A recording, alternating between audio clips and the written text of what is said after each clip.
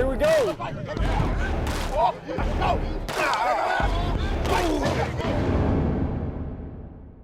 Hi, I'm Anita Marks here for Giants Training Camp Report with Michael Eisen. And Michael, obviously the biggest storyline today is the unfortunate news that wide receiver Steve Smith signed with the Philadelphia Eagles. By the way, General Manager Jerry Reese addressed the media after practice. That press conference you could see in its entirety on Giants.com. But Michael, your thoughts on Steve Smith signing with the Eagles? Yeah, I mean, I don't know how unfortunate it is. He was a great player here, but I don't think he's ready to play yet after his microfracture surgery last December.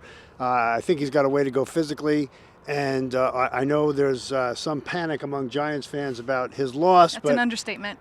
The Giants still do have a lot of good receivers, as Jerry Reese pointed out at his news conference. Mario Manningham and Akeem Nicks combined for more than 2,000 yards and 20 touchdowns last year.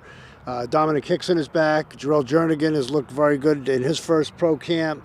Darius Raynaud's having a very good camp. So I think it's a little premature to panic right now. Well, disappointing, I'm sure, for Giants fans, and it seemed very disappointing for head coach Tom Coughlin. He addressed the media today as well.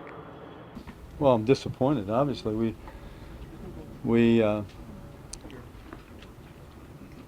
thought he'd be a Giant all the way, with the circumstances and the fact that, Dr. Warren did the surgery, and I think we know quite a bit about what it takes to get him back on the field. But from having said all that, we certainly know that that's the nature of our business, and there's some disappointing factors involved, which I'm not going to get into because I'm not the one to speak on that. But we're disappointed that he's not here.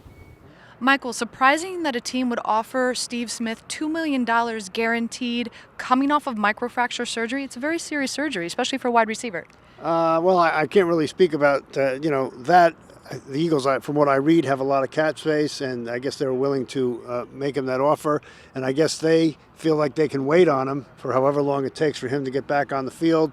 But, Jerry Reese said that the Giants made what he called a responsible offer, and it's free agency. He chose not to accept the offer and go somewhere else. Jerry thanked him for his years of service here and moved on.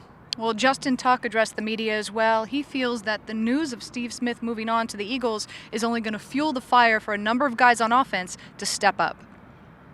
Time will tell. But you look at, I guess since Steve Smith is the big issue right now, let's look at our wide receiver core.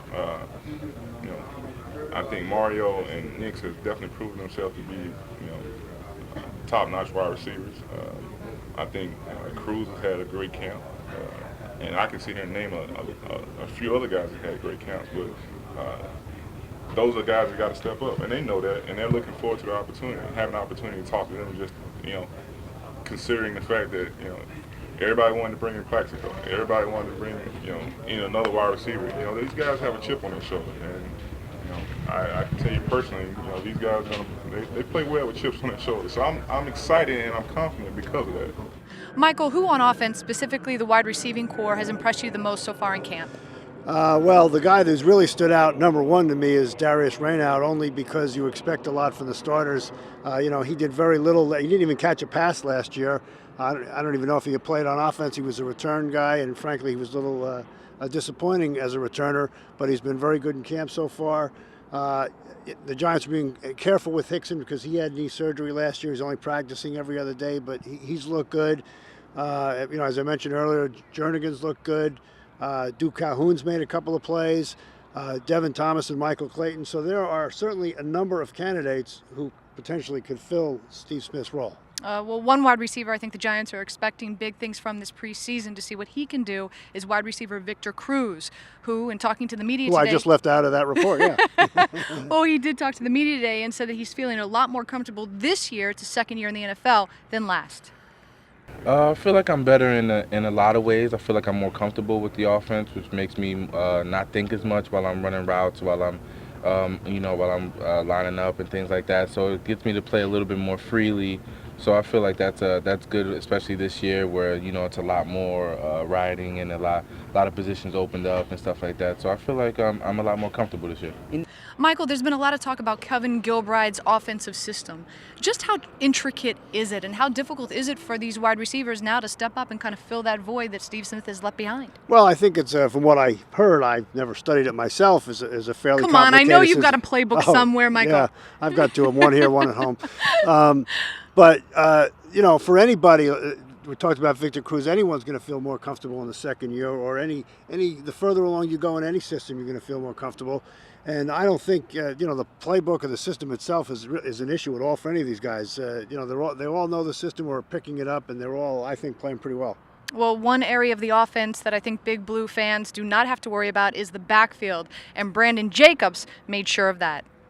No question that 44 is a big help to us winning football games. We all know that. So whatever comes out of that, we have to take it, take it on the chin and roll with it. I mean, I have money. I'm not shy to say that, and we needed to get him back here the best we can. So I took that hit, but I wasn't the only one that also took one. So it's guys that know and guys that realize what winning means and what you got to do and the price you have to pay, literally the price you have to pay to win. Michael, there's a lot of depth at that running back position this season, which is great news, and I'm hearing fantastic things about Andre Brown. Have you been impressed so far?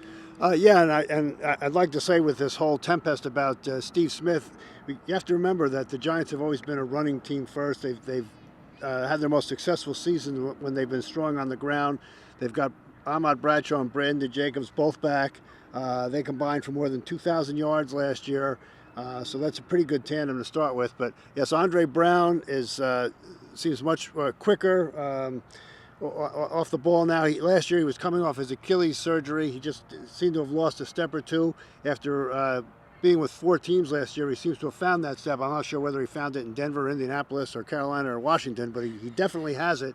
And there's a lot of competition there. DJ Ware is still here. Darrell Scott, the 7th-round draft choice. Charles Scott, who was impressive on the practice squad all last year. So there's a lot of depth at running back. Well, I'll tell you what, preseason game number 1 is right around the corner, and all eyes on that wide receiving core to see what they can do. Well, not just the wide receiving core, but anybody. The offensive line is rebuilt. Really, this is since there have been so few practices, this is really the first chance that a lot of people are going to show what they can do. And there's been no hitting in camp so far, so this is the first live action. It's going to be exciting. For Michael Eisen, Anita Marks, thank you so much for tuning in to today's Giants Training Camp Report here on Giants.com. Here we go.